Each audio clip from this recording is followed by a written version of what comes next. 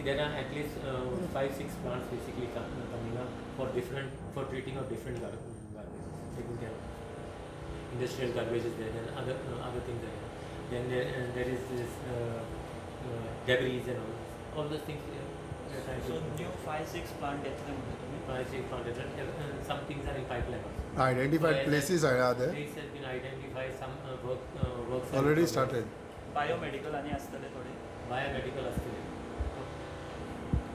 So they will be the plant will be there. See, garbage is the issue of the future. So we are here basically to tackle the garbage.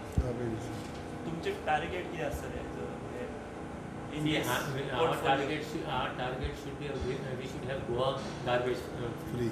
We should not see even while passing through the villages and all, we see all garbage scattered around.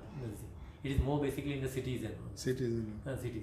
So we are here to basically tackle those issues and hopefully see, this is an important department.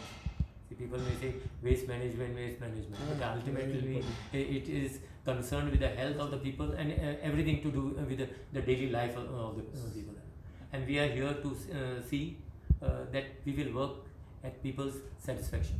After center